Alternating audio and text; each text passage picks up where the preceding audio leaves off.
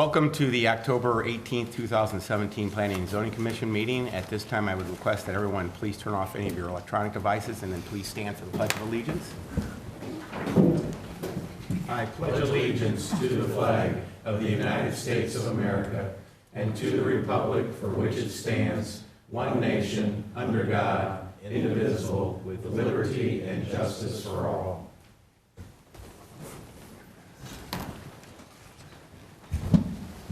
Applications heard during tonight's meeting will be voted on by the Planning and Zoning Commission. The Commission will then make a recommendation on the applications, which will be submitted to the St. Charles County Council for their final decision.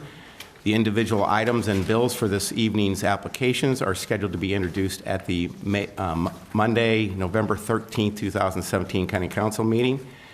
Applications for preliminary plats heard during tonight's meeting will also be voted on by the Planning and Zoning Commission during the meeting. The vote on preliminary plats is final. Only a recommendation for denial of a preliminary plat would be heard before the County Council. The following documents are introduced as a matter of record for this evening's public hearing and regular meeting of Planning and Zoning Commission. The Unified Development Ordinance of St. Charles County, including zoning maps, the year 2025 Master Plan for St. Charles County, which includes the year 2025 Future Land Use Plan map. Can I get a motion to open the meeting? So moved. Second. All in favor? Aye. Thank you. Okay, I'm going to give a little roadmap on how the evening goes. What we do is we read the application into the record. We then ask staff for some recommendations on it, and if there's anything we need to ask questions, we ask staff questions. We then bring the applicant up, and they present their application to us. We have an opportunity to ask questions of them at that time. After they're done presenting their application, we open it up to the public. And you can talk for or against it. I do recommend you try to keep it to 3 minutes so that we're not here for too long a period of time. And if you're doing exactly the same thing that the last person did, you don't need to come up too. If you are going to speak, make sure you fill out a speaker's card, and they're sitting right there on the corner, and give that to our assistant over there. And after public hearing, we then ask the applicant to come back up to answer any of those questions that the public might have had. Once that portion is done, we bring it back before the commission, and there's discussion about the application, and we take a vote on it. Just remember, anything that happens tonight, that will go before County Council on, again, on Monday, November 13th, 2017, except for preliminary plats, unless they're denied. So let's go ahead and get the meeting started. Do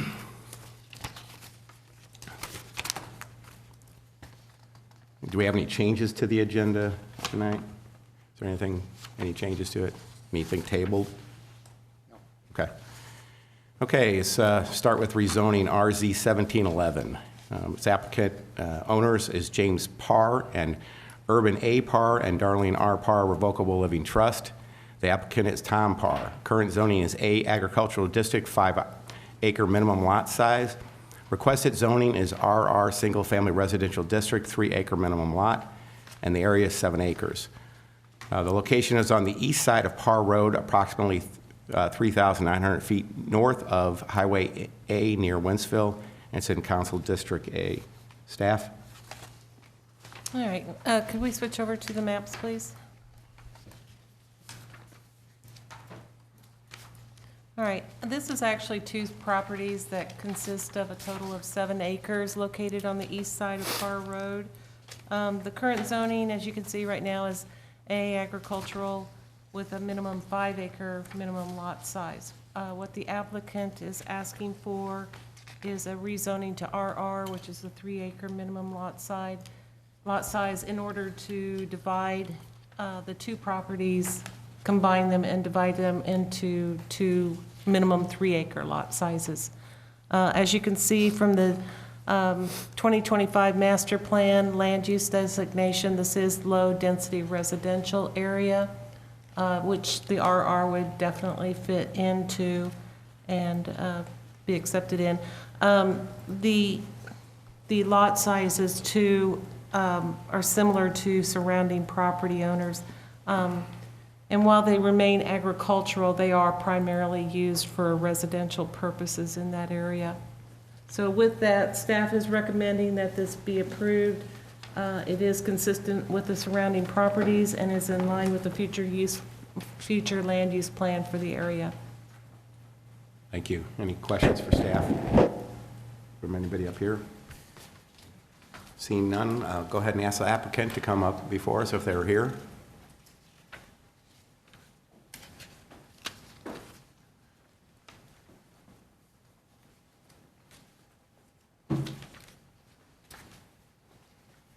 Would you raise your right hand?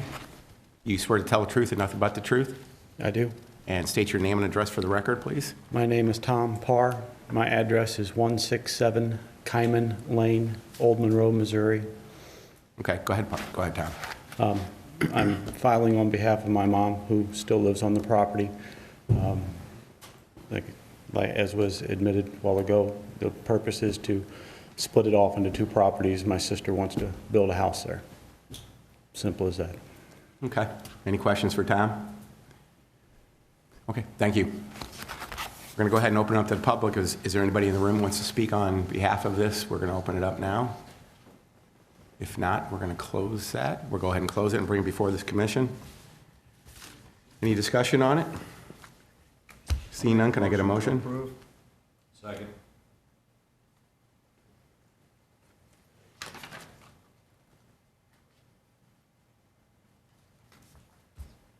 Mr. Cleary? Yes. Mr. Leonard? Is he here? No. Mr. Fromm? Mr. Kuhn, Mr. Fromm says yes. Mr. Kuhn? Yes.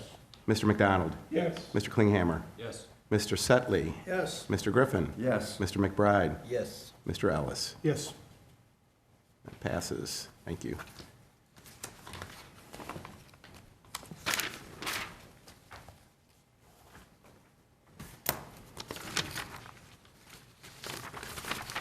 Thank you. You guys can go if you want.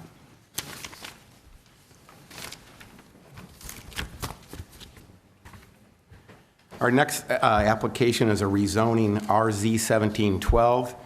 The applicant owner is Philip C. Burkemper and Karen M. Burkemper. The current zoning is R1A, single-family residential district, 1 acre minimum lot size. Requested zoning is CO office district. The area is 3.10 acres. The location is on the east side of Hickory Tree Lane and approximately 350 feet northwest of Highway K, adjoining O'Fallon. It's in Council District 3. Staff? All right, on this property, could we switch over to the maps? Yes. As you note, this is located just off of Highway K. The applicant is asking for a rezoning from R1A to CO, which is office commercial.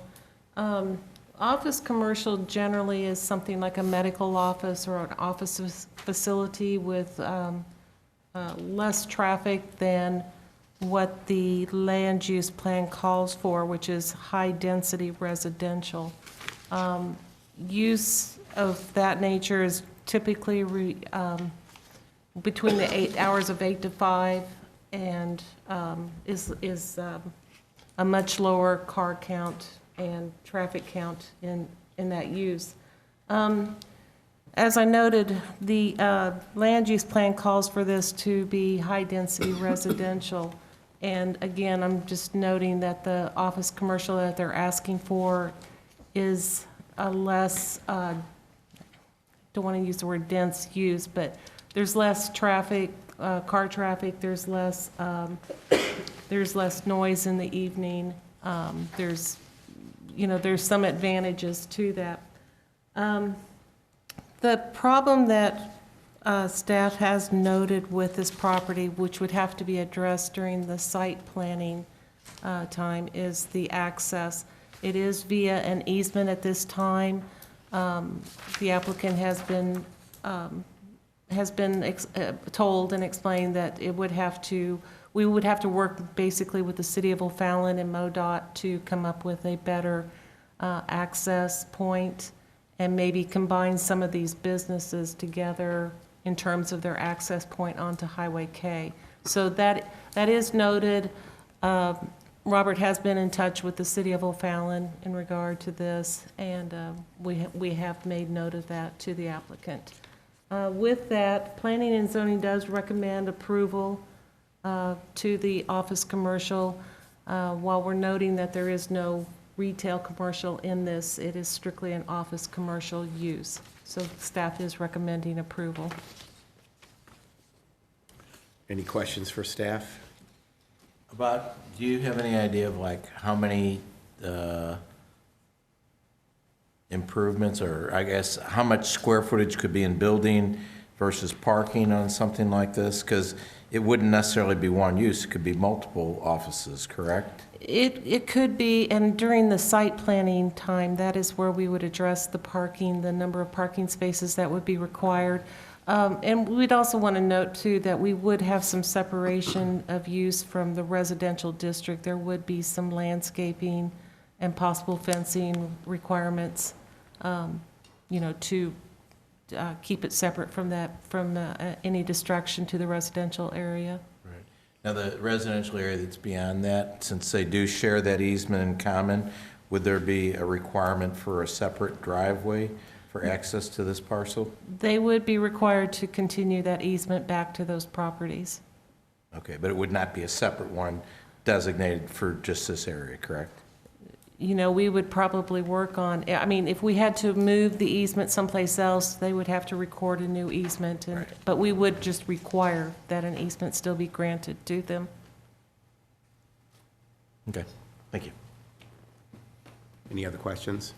Did we hear anything from the residents that would be on Piedmont Park and the court there, right across Hickory Trail? And I'm sorry, I should have noted, we did receive one email response, and it was not actually anything, it was a letter of concern in regard to the traffic, which we would definitely be addressing with the site plan. So what did O'Fallon say when you talked to him, Robert? I spoke with the planning and zoning director for the city of O'Fallon. He noted that in the city of O'Fallon's plan, it's also noted in their long-range plan for multifamily residential, basically apartments. And he also acknowledged that office use, he thought, would be less intensive than apartments. Mm-hmm. But we also talked about the fact that could very well be a problem with access in terms of just because you get the zoning for an office use doesn't mean you necessarily can go out and build a commercial entryway. Don't know if that access easement is wide enough. He did note that there may be another access easement to this property around Dunkin' Donuts, but I didn't quite catch from him in our conversation exactly where that might be. But we kind of left it as still have to work on access questions, but there may be more than one point of access. But there will definitely be a concern about putting more traffic where it's going, where it's coming from. Okay. Any other questions for staff? Seeing none, if the applicant wants to come up and present this. Raise your right hand. You swear to tell the truth and nothing but the truth? Yes, And state your name and address for the record. Phil Burkemper. Go ahead, Phil. All right, the wife and I have been thinking about doing something with this property for quite a while, but recently we had a doctor approach us who was interested in perhaps putting a medical office on the property. It didn't go anywhere.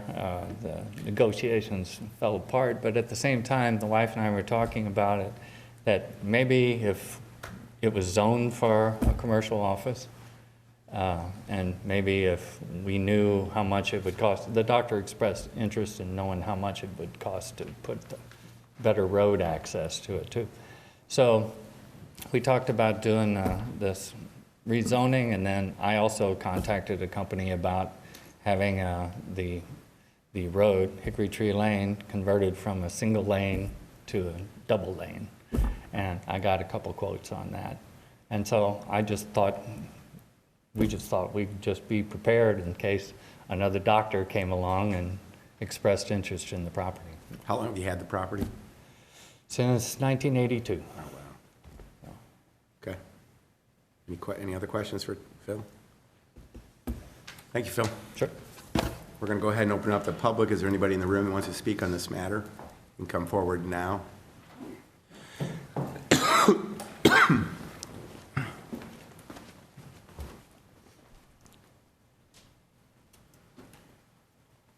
Raise your right hand. You swear to tell the truth and nothing but the truth?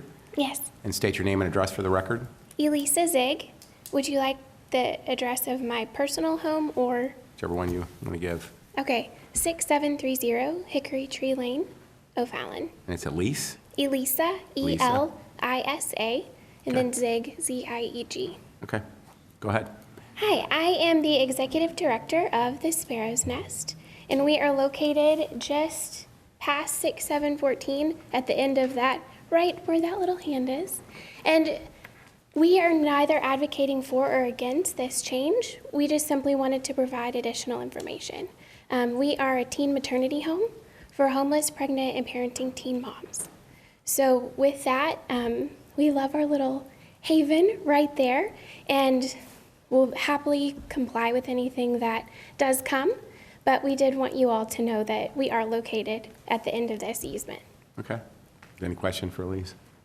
Lisa? Thank you. Thank you. Anybody else in the room wants to speak on this? Come on up.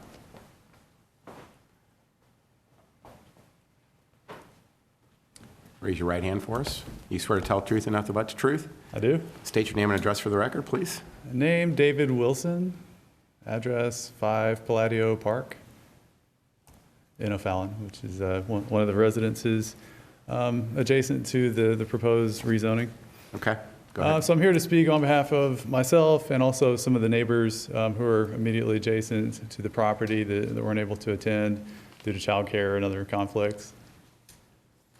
So in general, the other neighbors and myself are concerned about the proposed rezoning. So I'm here to speak in opposition to this proposal. I think, in this case, we feel like that this kind of change in use to office zoning, although it would be less intensive than something like high-density residential, which we would also oppose, this would have some impacts to the adjacent landowners, where you've got the existing single-family residence that was constructed out on that property, I believe, in 1978. And then the Monticello West neighborhood was constructed around 1990, 1991. So you've got people that came in and purchased these specific houses in these locations that are actually abutting this property. And so they've, for the past more than 25 years, they've enjoyed the setting where they look out their back door, their back window, and they just see the woods out there. And about 170 feet beyond the property boundary is the single-family residence that's been there since 1978. So to come in there and develop that property would be a significant impact to those properties and those neighbors of mine who, for the past 25 years, they've looked out their window and seen forest, and then all of a sudden they'll be looking into an office building or something else. There are other permitted uses in this particular zoning designation as well. CO, it could be offices, could be broadcasting space, could even be sewage treatment. So there's a number of potential uses that you open up when you make a rezoning like this. So based on the potential impacts to the nearby property owners, just the decrease in enjoyment in their properties that they might have, looking out into an office building or some other type of facility, instead of the way things have been at in their backyard. There'd be something different, could impact their enjoyment and the property values. And so I think there are a lot of unanswered questions about access, as has been noted. The private property owners who use the private access drive, I think, are not looking to see anything change in this area. One of the owners is Mark Keevan, who I've coordinated with, and he also would like to see things stay as they are now. So I think there could be some conflicts with the existing. So where you live, owners. David, what's it zoned?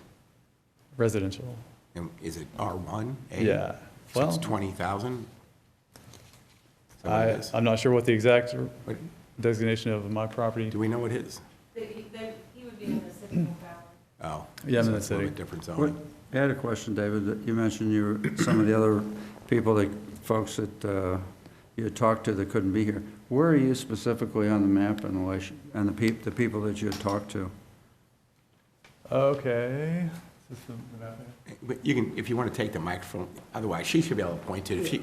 She probably knows. Ellie, do you know where it is? Okay, I'm at 5 Palladio Park, so if you're coming into the Monticello neighborhood there, you come down Piedmont, and then you take a Are right. you in the cul-de-sac there? I'm in that cul-de-sac, yeah. Okay, Okay. all right. Yeah, Yeah. so that's where I'm located. I had another question. In that surrounding area, where is the nearest other commercial office development? Yeah, that would be I think it's a dentist office that's located there to the southeast. Yeah, it's that big building across the street. Yeah, so that one, so, Is that like a strip mall or a combination, multi-purpose Yeah, there's a lot of office parking. building? okay, yeah, actually, there's a couple, so more due south, there's some office space that's existing there, so there's like a psychiatrist office and maybe a daycare center or something like that. It's due south.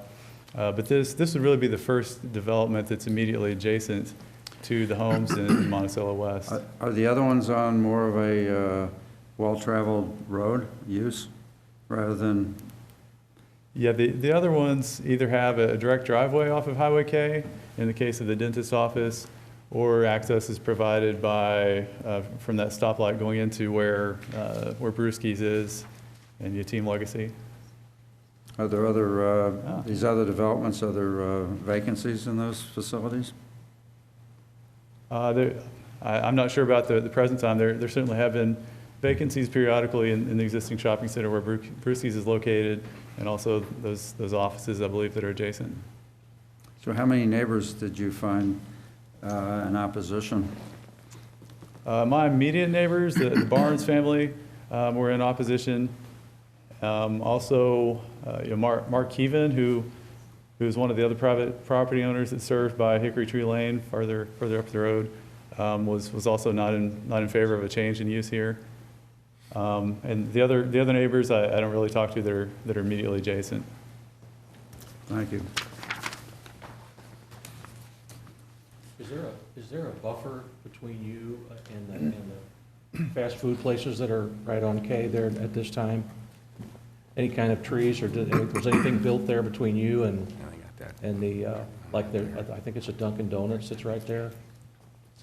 Yeah, that's a good question. I'm really on the opposite side from where those are located. I think there was a fence row with trees that had grown up, and I think that remained when the Dunkin' Donuts was constructed. Which that wasn't a very drastic change in use, since there was already a house there that had been used for office purposes for several years, being at one point the offices of the Sparrow's Nest, and prior to that maybe being the office of a psychic or something like that.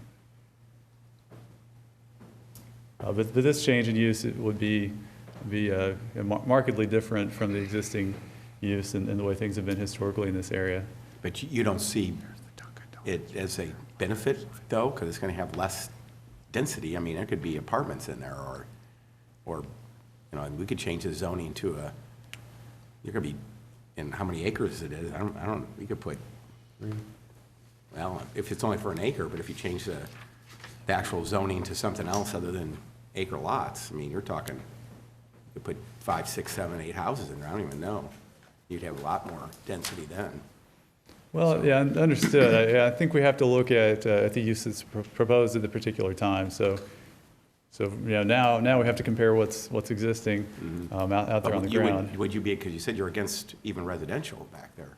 I'd be against high-density residential, but I'm not someone who comes out and campaigns against everything being built. For instance, when I think it was Bridgewater Communities came and proposed the 20-acre residential development back in the same area with building villas, I was fine with that, didn't come out to oppose it, and that's under construction now, and we're okay with that.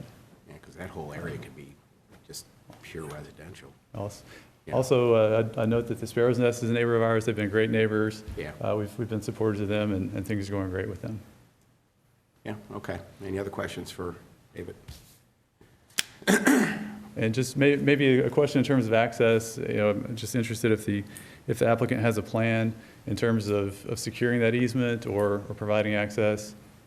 I noticed that a driveway had been constructed recently from Hickory Tree Lane into the parking lot of the existing offices there.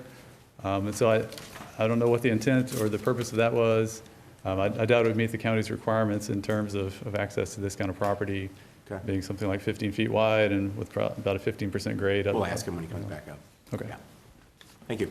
All right, thanks. Anybody else in the room want to speak on this matter? Seeing none, we'll go ahead and close the public portion of it and ask the applicant to come back up.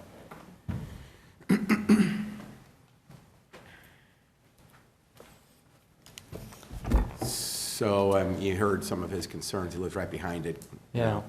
I know you can't do too much about it if you're changing, because if we change the zoning, whatever goes in is going to go in if someone buys it. Well, I don't know. I think the, Do you have a driveway coming off of Hickory Tree Lane? Did you put a driveway in there? there is a drive that comes off Hickory Tree Lane into the commercial property adjacent to it, okay? Oh. But I didn't have anything to do with that.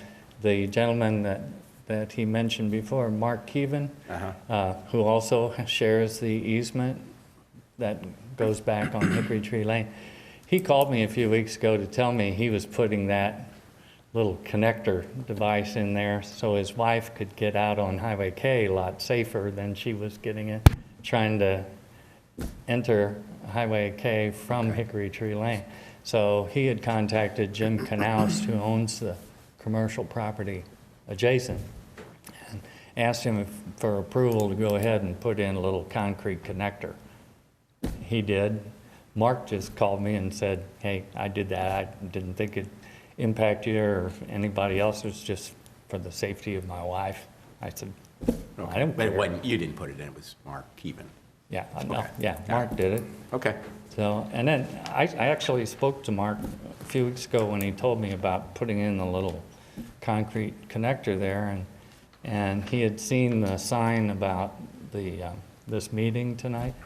And I asked him what he thought of it, and he says, well, you know, I'd prefer things remain the same, but he says, I know everything changes. So I don't know if I'd consider Mark against the application. Just- Okay. You mentioned a doctor had approached you.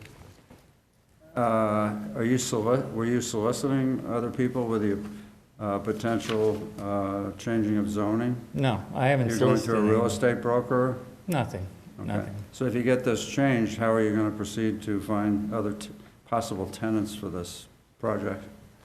Well, I just figured if I get approached by another doctor, I've already started paving the road, you know, or, Why I ask is we see a lot of people like that with the potential of zoning, but usually they have somebody specifically in mind that's going in with a particular project, Yeah. and they come before us and ask for rezoning, and whatever that project is, subject to the rezoning, and I had no, I've got nobody. When the doctor walked away from negotiations, and this was doing it privately, there was no real estate broker involved. He just contacted me directly. But when we talked about it, when he walked away, his comments were, well, I'd have to have it rezoned, and then I'd have to do something about the road. So I thought, okay. Well, we waited a few weeks, and then I contacted Ellie Marr and asked her some questions. How much trouble is it to rezone? And she told me about filling out the application online. And then I contacted a company about how much would it cost to put a 2-lane road from Highway K back to the property. The easement, by the way, is 50 feet, so there's room for a 2-lane access. And so I've got a copy of a quote from a company to put in a 2-lane road. So I was thinking if I could I had the zoning and I'd have a bid for putting in a road, then the next guy who comes along, I can answer his questions. well, have you recontacted the doctor and say, hey, I'm going to go through the rezoning process? You haven't? Nah, he knows where I am. He can reach me if he's interested. After he walked away, I was not convinced that he was a real strong prospect anyway, so. So have you tried to just sell the property the way it is, though? No. I mean, you've had it for a long time. A long time to not be using it. Yeah, I just wait for somebody to come along. Okay. So, I mean, I did reach out here 2 years ago, 3 years ago, to the gentleman who's putting in the villas back to the back, that Bridgewater Communities. I reached out to him to see if he'd be interested in incorporating our 3 acres with the 20 acres that he was developing back there. And he never responded, so. Okay. Do you know what is on Keaton Woods Drive and Keaton Lake right behind you there? I've driven back there. I think there's some medical office buildings, some commercial spaces. There's doctor's offices, I know, because there's a skin surgery center there. I've been back there myself, but I don't know who owns those office buildings. Right, okay. But that's on the south side of, Right, and I was just curious that, do you know what the Keaton Woods Drive right behind the property, what's that current zoning on that? I believe it is high-density residential. When I was talking to the city of O'Fallon myself, she did indicate that villas were going in there. Okay. Thank you. Any other questions for Philip? Okay, thank you, Philip. Chuck? Bring it back before the commission. What's your guys' thought and pleasure on this? What do you think? I guess that for me, I can see pluses and minuses. I think that it is definitely a change in use, and while you could have something higher density, with the exception of the property to the east, I guess it is, southeast, it's all residential, and having a commercial use back there, even if it was lesser uses, definitely a change in, a substantial change in use of the property. So I've got reservations about it. And that's why the questions, usually when a project comes before we have a specific use or a developer that's coming in and going out with fishing and just changing zoning for zoning's sake, and then who knows what's coming down the road. I don't personally go along with that, so I'm going to be a negative vote on this. Okay. Any other comments? I think we always need to be careful when putting commercial and residential, so close together. That's the number one complaint that we get on from the council level is the conflicts that happen there between residential and commercial. So I share the reservations with not knowing exactly what's going to happen there and how the site plan will work out. I'm kind of leaning against it myself. So you'd rather see an actual person buying that property and putting something on, knowing what it is? Knowing what it is. Okay. Any other comments? Seeing none, I need a motion on this. I'll make a motion. And a second, please. Second. Mr. Ellis? No. Mr. Cleary? No? Mr. Fromm votes no. Mr. Kuhn? Yes. Mr. McDonald? Yes. Mr. Klinghammer? No. Mr. Setley? Yes. Mr. Griffin? No. Mr. McBride? No.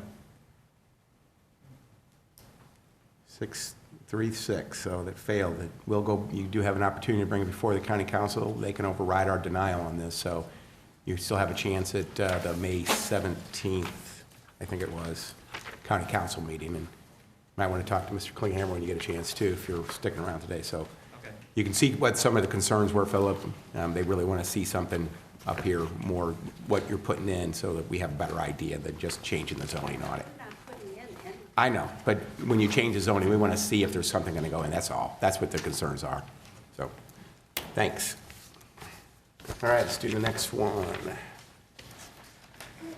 Okay, I got to do something on this one, don't we? We have a special Conditional use permit Yeah, stuff to read. where is that? Okay, conditional use permit applications will be heard tonight, and once the commission makes a recommendation, the application will be scheduled to be introduced at the Monday, November 13th, 2017 County Council meeting. Public comment will be taken tonight and at the council meeting on Monday, November 17th, 2013. Public comment on the applications will not be taken at any meeting of the county council held thereafter. So it only happens one time. All right, CUP 17-13. Owners are Shannon L. Hines and Fallon Hines. Applicant is Deanna Hines. Use requested is a nursery, wholesale, and boat storage.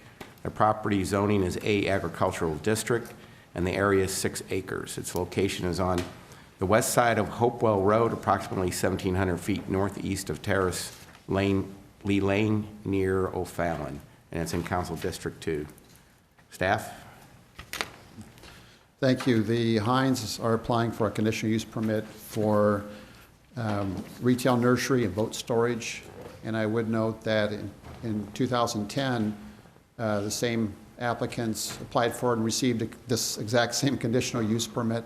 In 2012, they came back and asked for an extension. But for whatever reason, the use was not established and in place before the conditional use permit expired. And so the applicants are coming before you again to request the retail nursery and boat storage.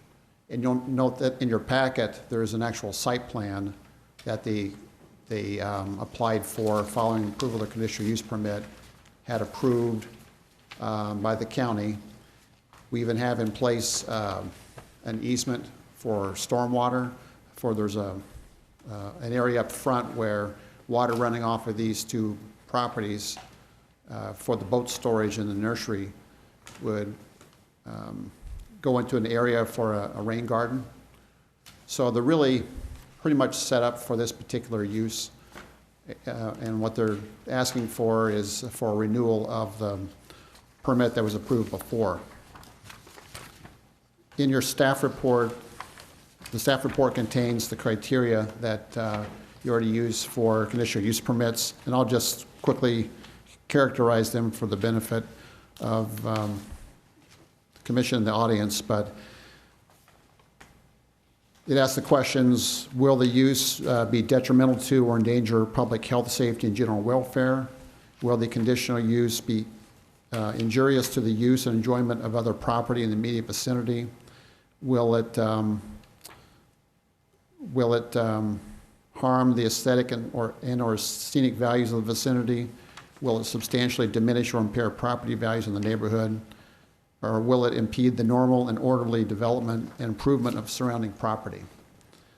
One final note: this property at one time was a county highway department owned it, and there's still a salt dome structure on the property. So it did function for some years as a county property.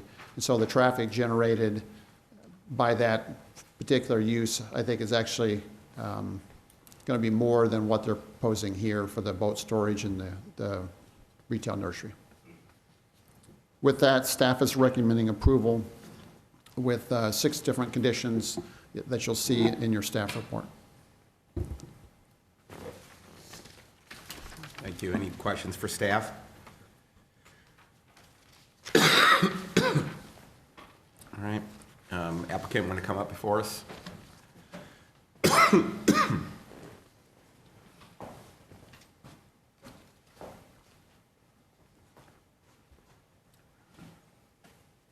Raise your right hands. You swear to tell the truth and nothing but the truth? I do. And state your names and address for the record, please. I'm Shannon Hines. Address is 3037 Hopewell Road. Okay. And I'm Larry Hines.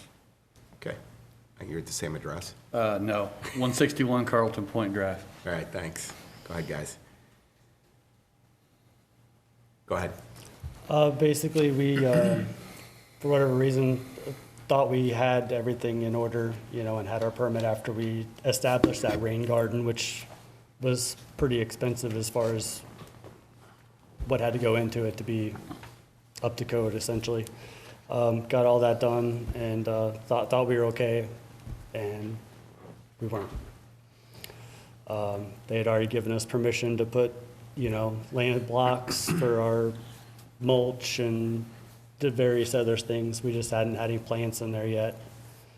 Or what, we weren't open for business either. So once we. So what happened on this then? Did they do the work and it was outside because No, it just it expired. expired? Yeah. And Just then they expired. started doing the work? We basically just did Well, not get all the work done in time of the. I gotcha. of the Okay. deal. All right. So they've been working on it? Yes. Okay. I'm up to speed. This came to our attention because there was some miscellaneous storage on the property, so I brought it to our attention, but I think the applicants are trying to resolve that and also bring this back under the uses that were originally approved for. Okay. All right, we gotcha. The only reservations we have about the proposal is the requirement of paved asphalt, I assume, going into the property and the parking spaces. We would like to see maybe some recycled asphalt, which is a lot cheaper and will not let vegetation grow up either. It's some of the other, my neighbor has the same thing that has a conditional use permit similar to what I'm applying for. What is reconditioned asphalt? What does it look like? It's gray in color, like basically ground up asphalt when they mill up the pavement to resurface it. It's basically what's left over. What So you it's do- still rolled out, so it's It'll gonna- still it's roll gonna be a out smooth and still be a surface? smooth surface. Yeah. It's just not, Re-oil it and then pack it. And it's versus $7-8 a ton for material versus 50. Big difference, Big So difference. it's big. Does the same thing, just don't look as pretty. yeah. So where's the source of that? Where do you get, is that like from road projects that? Yeah, it would be from road wholesale or projects. Something like Yeah. that? Yeah. Highway projects. Yeah. And you're going to put the road in then? Yes. Okay. Guess you're pretty handy then. So what are you guys gonna do with the salt dome that's on there? Right now, we've just been storing stuff in it. Do you have to do anything to the soil? Because I would guess that isn't the soil around there kind of useless or? It's pretty much just rocks. Mainly the property is consisted of mainly rock. Right. It's all rocked or paved. Part of it's paved from what the county left over. And then most of what they left is recycled asphalt as well that they left us whenever they moved out. Okay, thanks. Any other questions for the applicant? So you recycle it and then you take it back out and resell it to someone in a development, or? No, we're not gonna pull it up. We were just use that product instead of buying asphalt. For your own And roll it for our stuff? use, Okay. just right there. We won't be storing it. Okay. Does it have a rock base? Yes. It's all rocks down It's, there. it's all rock right now. Pretty so- much. Yeah. 10 or 12 inches of it all across the whole property. Mr. Klinghammer, you have a question? Yeah, it looked like you started and just had slow progress, or, see, you've got a good site plan and everything now. We actually got busy with our other companies and just kind of, lost track, I guess, as far as time and effort. This spring, we started planting, we had planted the plants and built a landscape things that was on our site plan, that I wasn't aware of, but we've done that and some other various things. The only thing we don't have is the actual parking area. And with stripes lined out at the moment. Our biggest issue of getting this ready was that retention pond, okay? What the county had there was a manhole and a bunch of cattails growing around it when they had it. When we got done, we had to take all that out and dig it down at 6-7 feet to make all this work with the stuff that we did, and Well, we went nicer than the way we looked, come on. but make a long story short, I really didn't think this thing was gonna work, but it does. I have to, eat crow on that, but it does work. So, Is that in floodplain? Is the ground in floodplain? Yeah. It's just The just one corners of corner, it. there's one corner about like 7 or 8 feet that's in it. Yeah. That's right on the very corner on the southeast southeast corner. Okay, thanks.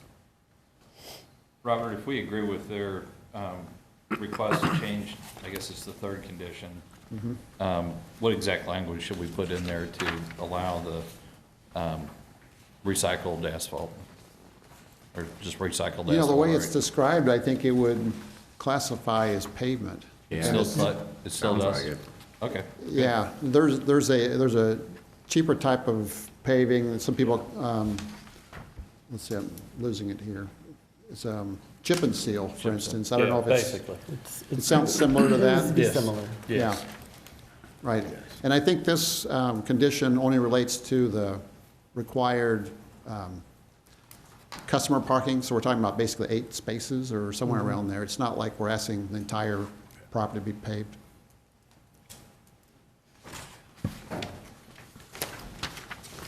All right. Thank you, gentlemen. Thank you. Is there anybody in the room that wants to speak on this matter? We're going to open up to the public. Seeing none, we'll go ahead and close it and bring it back before the commission. Any questions or comments or from anybody up here? I'll make a motion to approve. Thank you. Second.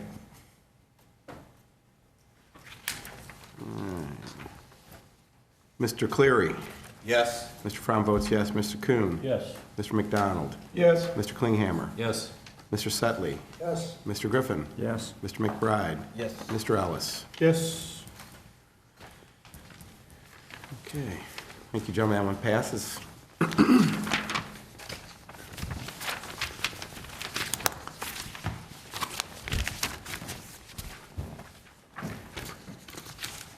Okay, our last application tonight is preliminary plat 17-10. And it's a re-subdivision of Callaway Valley Lot 13-575 Callaway Ridge Drive. The applicant owner is Rutledge Creek LLC, Surveyors Topos Surveying Corporation. The property zoning is A agricultural, and the area is 12.136 acres. The number of lots is 2. Location on the north side of intersection of Callaway Lake Drive and Callaway Ridge Drive, and it's in Council District 2.